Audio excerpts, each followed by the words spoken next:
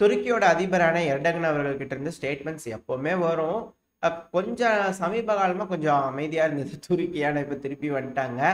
இஸ்ரேலுங்கிறது தீவிரவாத தான். அந்த நாடு வந்து பார்த்தீங்கன்னா, ஜினோசைட்லாம் பண்ணிட்டு இருக்கிறாங்க அப்படிங்கிறது போல அவரோட கருத்துக்கள் சொல்லப்பட்டு வருது. திரும்பவும் இந்த எலெக்ஷன்ல தோத்துட்டதுனால திரும்பவும் இந்த வெறும் பேச்சு மட்டும்தானா இந்த தடவை, இல்லை எப்படி செயல்லையும் இருக்குமா அப்படிங்கிறது போல தெரியல. எலெக்ஷன் ரிசல்ட் அது போல இருக்குது இல்லையா, இஸ்ரேலுக்கு உதவுறாங்க அப்படிங்கிறது போல வந்ததுனால தான் பெருமளவில் இழப்புகளை சந்திச்சாரு எர்டகன் அவர்கள். ஸோ இப்போ எப்படி ஈரானுக்கும் இஸ்ரேலுக்கும் சண்டை வரும்போது ஈரானோட இருக்க போறாரா இஸ்ரேலோட இருக்க போறாரா நாட்டோட சேர்ந்துட்டு அப்படிங்கிறது பொறுத்தல. அதனால பொறுத்து வந்து பார்ப்போம் இவரோட பேச்சு போலவே செயலும் இருக்குதா அப்படிங்கிறது போல. ஏன்னா ஜார்டான் எப்படி தெளிவா இருக்கிறாங்க, அதே போல துருக்கியும் தெளிவா இருந்துருவாங்களோ அப்படிங்கிறதோட ஒரு சந்தேகம் இருக்கு. ஏன்னா அது துருக்கிக்கு தான் ஆபத்து. ஏன்னா குர்திஸ்தான் இருக்கிறாங்க இல்லையா, ஸோ அதுக்கேற்று போராடுறதுக்கு ஈரானோட சேர்ந்தாதான் துருக்கிக்கு கொஞ்சம் ஈஸியா இருக்கும். அப்பதான் இந்த மிடில் ஈஸ்ட்ல இந்த சிரியா, ஈராக், ஈரான், துருக்கி எல்லாம் ஒன்றா சேர்ந்து அந்த இடத்துல ஒரு பிடிச்சி விட முடியும். அப்படி இல்லை அப்படின்னா எதுவும் பண்ண முடியாது. சரி, என்ன நடக்குது அப்படிங்கிறது பார்ப்போம். இப்போ அடுத்தது வந்து பார்த்தீங்கன்னா ஸ்லோவாக்கியா, ஹங்கேரி இவங்க 2 பேரும் டாக் டீம் பார்ட்னர்ஷிப் நம்ம சொல்லியிருந்தோம் இல்லையா முன்னாடி, இப்போ போட ஆரம்பிச்சிட்டாங்க. இந்த ஸ்லோவாக்கியாவோட பிரைம் மினிஸ்டர் தரப்பு வந்து ஒரு ஸ்டேட்மெண்ட் வந்துருக்குது. அவர் என்ன சொல்லியிருக்கிறாரு அப்படின்னா, இந்த கிரீமியா டான்பாஸ்லாம் இருக்குல்லங்க, அது எல்லாம் எப்போவுமே ரஷ்யாவோட தான், ஓகேங்களா அப்படிங்கிறது போல. ஸ்லோவாக்கியாவோட பார்லிமெண்ட்லேயே வந்து பார்த்தீங்கன்னா ஸ்லோவாக்கியாவோட பிரைம் மினிஸ்டர் இருக்கிறார் இல்லையா, ராபர்ட் ஃபிகோ அவர்கள், அவர் தரப்புலன்னு சொல்லிக்கிறாங்க. ஸோ ஸ்லோவாக்கியா தெளிவாக இருக்கிறாங்க, இப்போ ரஷ்யா பிடிச்ச பகுதியில் ரஷ்யாவோட தான் அப்படின்னு இவங்களே அங்கீகரிச்சிட்டாங்க. யூரோப்பியன் யூனியனில் இருக்கக்கூடிய ஒரு நாடு. இப்போ அடுத்து வந்து பார்த்தீங்கன்னா ஹங்கேரி.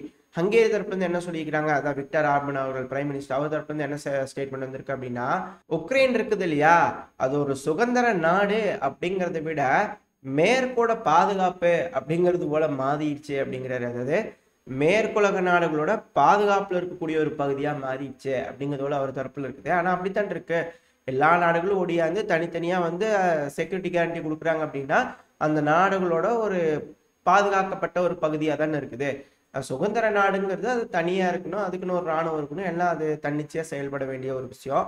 அப்படி இருக்கும்போது ஒரு நாடு கொண்டு வந்து அங்கீகாரம் கொடுத்து பாதுகாப்பு கொடுத்தாதான் அந்த நாடு இருக்கும் அப்படின்னா அது எப்படி சுதந்திரமாகும் அப்படிங்கிறதோட இவர் தரப்புல கருத்து இருக்கு. கரெக்டான ஒரு கருத்து தான். இது கொஞ்சம் உக்ரைன் வந்து சிந்திக்கணும். ஏன்னா டெமோக்ரஸி வேணும், சவர்னிட்டி வேணும் தான் பாக்குறாங்க. அப்படி இருக்கும்போது எப்படிங்க சாவர்னிட்டி வரும் அப்படிங்கிறது போல கேள்வி ஹங்கேரி தரப்புல இருந்து வந்திருக்குது, யூரோப்பியன் யூனியன் தரப்புல இருந்தே வந்திருக்குது. ஸோ பார்ப்போம். யூரோப்பியன் யூனியன்ல இருக்கக்கூடிய ஒரு நாடு தானே, அதனால சொல்ல வரேன். ஸோ பார்ப்போம் இதுக்கு உக்ரைன் எப்படி பதிலடி கொடுக்குறாங்க அப்படிங்கிறது போல. இப்போ அமெரிக்கா இருக்கிறாங்க இல்லையா, இந்த திருப்பி எய்டு கொடுக்கலாம் அப்படிங்கிறதுக்கான பேச்சு வந்து ஆரம்பிச்சிட்டாங்க. இப்போ கட்டமா வந்து பார்த்தீங்கன்னா 26 பில்லியன் அமெரிக்க டாலர் அளவுக்கான எய்டு வந்து இஸ்ரேலுக்கு கொடுக்கறதுக்காக பேச்சுவார்த்தை போயிட்டு இருக்கு அப்படிங்கிறத சொல்லப்பட்டு வருது. நான் இந்த பதிவு பேசும்போது மேபி அது அப்ரூவ் ஆகும், ஓட்டு வரும் அப்படிங்கிறதோட சொல்லப்பட்டு வருது. அது கொடுத்துருவாங்க, அது ஒன்றும் பிரச்சனை இருக்காது. இது வந்து உக்ரைன் ஓரக்கண் அப்படின்னு அப்படியே பொக்குன்னு பார்க்க வேண்டியதுதான். ஏன்னா உக்ரைனுக்கு எந்த பில்லும் பாஸ் ஆகாது அப்படிங்கிறதோட சொல்லப்பட்டு வருது. அமெரிக்கா தரப்பு வந்து வராது, மேபி யூரோப்பியன் யூனியன்ல இருந்து போகுமா இருக்கும். சமீப காலமா இந்த சுவிட்சர்லாந்து இருக்கிறாங்க இல்லையா, அவங்க வந்து நடுநிலைத்தன்மையை இழந்துட்டாங்க அப்படிங்கிற குற்றச்சாட்டுகள்ல வந்துட்டு இருந்த இந்த ரஷ்யாவோட மரியா ஜரக்கோ அவர்கள், இந்த ஸ்போக் பர்சன் இருக்காங்க இல்லையா, அவங்க கூட தெளிவாக சொல்லியிருந்தாங்க, நீங்களே எப்போவோ நடுநிலைத்தன்மையை இழந்துட்டீங்க அப்படிங்கிறது போல. பட் ஆனால் இப்போ சுவிட்சர்லாந்து வந்து திரும்ப நம்மளுக்கு டவுட்டாக இருக்கிற மாதிரியான ஒரு சூழ்நிலையை ஏற்படுத்திக்கிறாங்க. ஏன்னா இந்த யூரோப்பியன் யூனியன்லாம் இருக்கிறாங்க இல்லையா, ரஷ்யாவோட அசட்டை ஃப்ரீஸ் பண்ணி உக்ரைனுக்கு கொடுக்கலாம் அப்படிங்கிறது போல. ஸோ அந்த இதுக்கு வந்து பார்த்தீங்கன்னா வாக்கெடுப்பு வைக்கும்போது அதுக்கு எதிராக வாக்களிச்சிருக்கிறாங்க சுவிட்சர்லாண்டை. ஸோ அவங்க வந்து நடுநிலைத்தன்மையை திரும்பி காமிச்சிருக்கிறாங்க அப்படிங்கிறத உலகத்துக்கு காட்டுற மாதிரியான ஒரு சூழல் ஏற்பட்டிருக்கு. இதை ஏன் செஞ்சிருக்காங்க அப்படின்னா அப்படின்னு சொல்லுவாங்க இல்லையா சில கருத்துக்கள்லாம் அனலிஸ்ட், அவங்க என்ன சொல்லியிருக்காங்க அப்படின்னா, அதாவது ஜூன் மாசத்துல உலகத்தோட அமைதி மாநாடு நடக்க போகுது. அப்படி இருக்கும்போது பல நாட்டு தலைவர்களும் வருவாங்க. அந்த சமயத்துல சுவிட்சர்லாந்து வந்து இதுக்கு ஆதரவா வாக்களிச்சாங்கன்னா ரஷ்யா சொல்லக்கூடிய குற்றச்சாட்டு வந்து உண்மைன்ற மாதிரி ஆயிரும் இல்லையா. அந்த ஒரு காரணத்துக்காக வேற வழி இல்லாம எதிரில் ஆப்போசிட்டா ஓட்டு போட்டிருக்காங்க அப்படிங்கிறத சொல்றாங்க. பட் ஆனால் சிலர் இருந்துட்டு இது போல ஒரு விஷயம் நடந்துச்சுன்னா சுவிட்சர்லாண்டுக்கு மிகப்பெரிய இழப்புகள் ஏற்படும். ஏன்னா மற்ற நாடுகளோட இந்த சுவிஸ் பேங்க்ன்றது இருக்கு இல்லையா, அதையே ஆல்ரெடி கம்மியா இருக்குன்றாங்க, ஏகப்பட்ட விஷயங்கள் இருக்கு, அது வேற கதை. பட் ஆனால் இன்னுமுமே இந்த சுவிஸ் பேங்க்ங்கிறத மதிப்பெல்லாம் போயிடும். எந்த நாடும் போய் இன்வெஸ்ட் பண்ண மாட்டாங்க சுவிட்சர்லாந்து பேங்க்லாம், பணத்தெல்லாம் வைக்க மாட்டாங்க அப்படிங்கிறதும் சொல்லப்பட்டு வருது. ஸோ அதனால கூட இவங்க இப்படி பண்ணியிருக்கலாம், அந்த நாட்டோட பாதுகாப்பு கருதி கூட செஞ்சிருக்கலாம் அப்படிங்கிறதோட சொல்லப்பட்டு வருது. எது எப்படியோ சுவிட்சர்லாந்து ரஷ்யாவுக்கு எதிராக கொண்டு வரக்கூடிய முடிவுல வந்து கொஞ்சம் நடுநிலைத்தன்மையை காட்டின மாதிரி தான் தெரியுது. அப்புறம் இந்த ஜார்ஜியாவில் வந்து பார்த்தீங்கன்னா இந்த ஃபாரின் ஏஜென்ட் பில் நம்ம கூட ப்ரொட்டஸ்ட் ஆகிட்டு இருக்கு. ரஷ்யாவோட ஆதரவு இல்லாமல் இருக்கணும் அப்படிங்கிறது போலலாம் பேசிட்டு இருக்காங்கன்னு சொல்லியிருந்தோம் இல்லையா. ஸோ அந்த ஃபாரின் ஏஜென்ட் பில் வந்து பார்த்தீங்கன்னா ஒரு பில்லு, அந்த பில்லுக்கு காரணம் என்ன, மேற்குலக நாடுகளாக இருக்கட்டும் ரஷ்யாவாக இருக்கட்டும் அவங்க கூட வந்து பணம் கொடுத்து இன்ஃப்ளூயன்ஸ் பண்ணி இங்கே என்ன வேணால் செஞ்சுக்கலாம். ஸோ அது போல் அரசியல் மாற்றம் வர்றதுக்குலாம் ஏகப்பட்ட விஷயங்கள் இருக்குது. ஸோ அதை வந்து தடுக்கும் விதமாக இந்த ஃபாரின் ஏஜென்ட் பில்லை வந்து கொண்டு வந்திருந்தாங்க அந்த நாட்டில். ஃபர்ஸ்ட் அப்ரூவல் வந்து இப்போ ஆயிடுச்சு. அது கொண்டு வரதுக்காக எதிர்ப்பு தெரிவிச்சிருந்தாங்க. இப்போ முதல் அப்ரூவல் ஆயிடுச்சு. செகண்ட் அப்ரூவல் இதுக்கு மேலே வந்து பார்த்தீங்கன்னா அதிபர்கிட்டலாம் போகும்போது நான் வீட்டோ போட்டு அதை கேன்சல் பண்ணிடுவேன் அப்படிங்கிறது போல ஜார்ஜியாவோட பிரசிடென்ட் கிட்ட இருந்து ஒரு ஸ்டேட்மெண்ட் வந்துக்குது. ஆனால் யார் தலையிட்டாலும் சரி எதுனாலும் சரி தற்போதைய ஆளுகின்ற அரசாங்கம் நாங்கள் செஞ்சே தீருவோம், இதை கொண்டு வந்தே தீருவோம், அது நம்ம நாட்டோட நல்லதுக்கு அப்படிங்கிறதோட சொல்கிறாங்க. இது அங்கே இருக்கக்கூடிய ஒரு சாரார் மக்கள் ஓகே, ஆனால் மெஜாரிட்டி ஆஃப் த பீப்புள் வந்து பார்த்தீங்கன்னா அது ஓவரால் மெஜாரிட்டி இல்லை, அதாவது ஓரளவுக்கு கணிசமான மக்கள் அது எதிர்க்கிறாங்க அப்படிங்கிறதோட சொல்லப்பட்டு வருது. இதனால அங்கே ஏதாவது பிரச்சனை வந்துருமா அப்படிங்கிறதோட சொல்லப்பட்டு வருது. பட் ஆனால் எல்லாம் இருக்கு, ப்ரொடெக்டடாக தான் இருக்காங்க இப்போ இருக்கக்கூடிய அரசாங்கம். ஓரளவுக்கு மெஜாரிட்டி இருக்கும் போல தான் தெரியுது அவங்களுக்கும். மக்கள் தரப்புல இருந்து ஒரு சார்பான மக்கள் வந்து எதிர்ப்பு தெரிவிச்சுக்கிட்டு இருக்காங்க. பார்ப்போம் இந்த இடத்துல என்ன மாதிரியான விஷயங்கள் நடக்க இருக்குன்னு. அப்புறம் போன பதிவில் நம்ம ஹைலைட்டாக பேசியிருப்போம்னு நினைக்கிறேன். உக்ரைனுக்கு இந்த வின்டருக்குள்ளே ஏதோ ஒன்று செஞ்சாகணும், அப்படி இல்லைன்னா வின்டருக்குள்ளே போய் அவங்க சரணடைஞ்சுதான் ஆகணும், வேறு வழி இல்லை. அது போல் ஒரு இக்கட்டான சூழ்நிலையில் உக்ரைன் இருக்கிறாங்க. இப்படி இருக்கும்போது உக்ரைனுக்கு அந்த பவர் ஜென்ரேட் பண்ணக்கூடிய சில விஷயங்கள் கொடுத்தாகணும், செஞ்சாகணும் உக்ரைன். சமீபத்தில் நான் ஒரு செய்தி பார்த்துருந்தேன். உக்ரைனில் வந்து பார்த்தீங்கன்னா நியூக்ளியர் ஃபியூயல்ஸை வந்து இதுக்கு மேலே அதிகமாக தயாரிக்க போகிறாங்க அப்படிங்கிறது போல். எதுக்குப்பா இவங்க பண்ணுறாங்க, ஒரு வேளை ரஷ்யா கிட்ட வாங்காமல் இதுக்கு மேலே உக்ரைன் கிட்ட வாங்க போகிறாங்களா அப்படிங்கிறது போல் யோசித்தேன். பட் ஆனால் உக்ரைன் எல்லாத்துக்குமே தயாராக தான் இருக்கிறாங்க.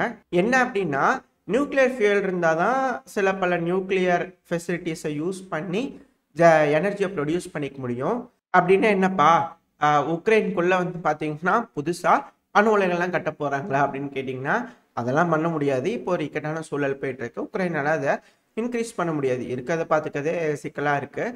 இப்படி இருக்கும்போது உக்ரைனுக்கு நம்ம ஏன் ஸ்மால் மாடுலார் ரியாக்டர் கொடுத்துடக்கூடாது? இது எங்கேயோ கேட்ட மாதிரி இருக்குல்ல. ரஷ்யா சமீபத்தில் இந்தியா கொடுக்கறதா சொல்லியிருந்தாங்க இல்லையா.